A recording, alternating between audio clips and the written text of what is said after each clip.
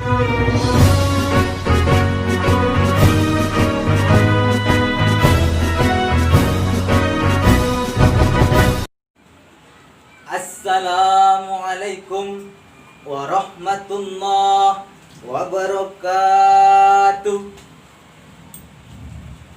Salatullah salamullah ala toha rasulillah. Salatullah salamullah ala yasin habibillah.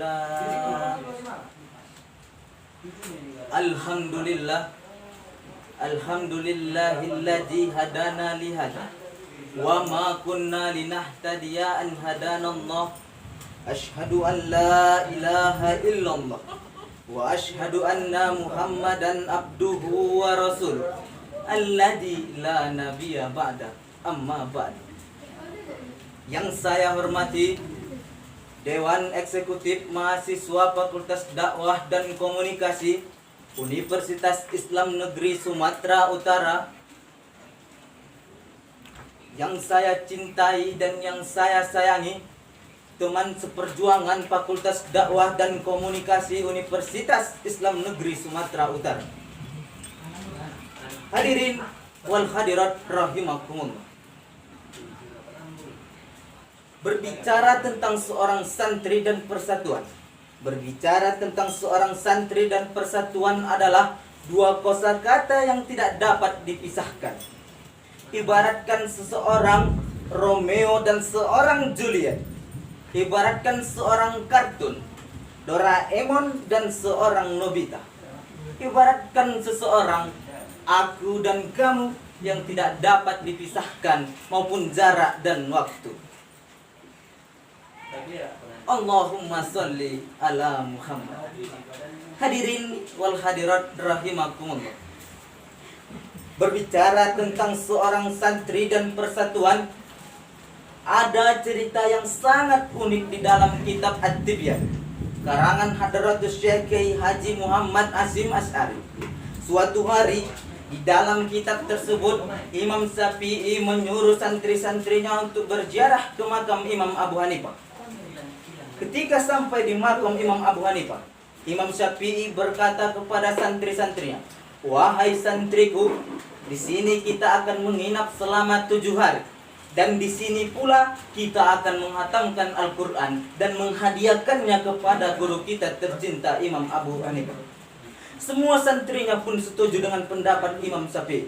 Ketika malam pertama, malam kedua, malam ketiga, hingga malam terakhir pun mereka menghatamkan Al-Quran dan menghadiahkannya kepada guru tercinta Imam Abu Hanifah. Ketika hari terakhir pun, Imam Syafi'i berkata kepada santri-santrinya, "Wahai santriku, di sini kita sudah menginap selama 7 hari. Dan di sini pula kita sudah menghatamkan Al-Quran dan menghadiahkannya kepada Imam Abu Hanifah. Dan sekarang bereskanlah barang bawaan Anda, dan hendaklah kita pulang ke pondok sekarang." Ketika membereskan barang bawaan, ada salah seorang santri yang mengangkat tangan seraya berkata, "Imam Syafi'i, saya ingin bertanya kepada engkau." "Iya, ada apa wahai santriku?" "Saya ingin bertanya mengenai engkau dengan sholat subuhmu selama 1 hari hingga 7 hari di depan makom Imam Abu Hanifah. Engkau tidak menggunakan yang namanya kunut." "Iya, kenapa wahai santriku?" "Engkau adalah orang yang mensyariatkan yang namanya kunut. Tapi ketika sholat di depan makom Imam Abu Hanifah, engkau adalah orang yang tidak mensyariatkan yang namanya kunut."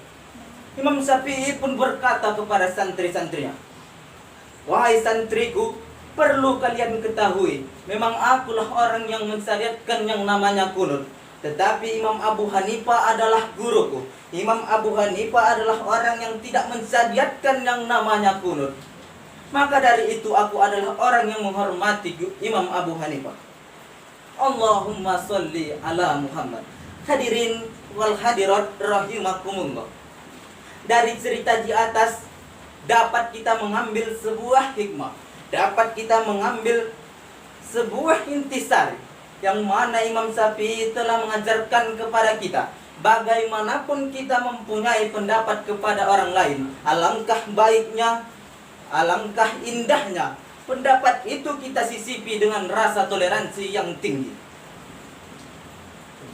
Maka benar apa kata mbak saya Nisa Sabian pernah berkata, amma habba wa betisa ansaru bainil anam hadau dinas salam.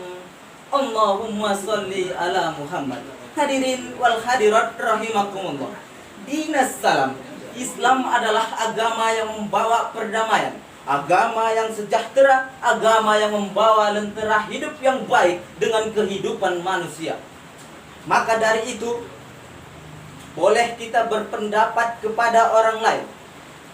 Tapi ingat wahai saudara-saudaraku, selagi kita masih mempunyai yang namanya akal, di situ pula lah akan terwujudnya perbedaan yang bisa kita bentuk. Agar terwujudnya perbedaan yang damai, maka salinglah kita bertoleransi kepada pendapat orang lain, bertoleransi kepada masyarakat. Apabila kita seorang mahasiswa yang benar-benar mahasiswa, maka kita akan tahu bagaimana toleransi itu kita bentuk. Mungkin hanya ini yang dapat saya sampaikan. Lebih dan kurang saya mohon maaf. Yang benar datangnya dari Allah, yang salah datangnya dari saya sendiri. Unjur maqala wala tanjur man qala. Lihat apa yang dikatakan, jangan lihat siapa yang mengatakan.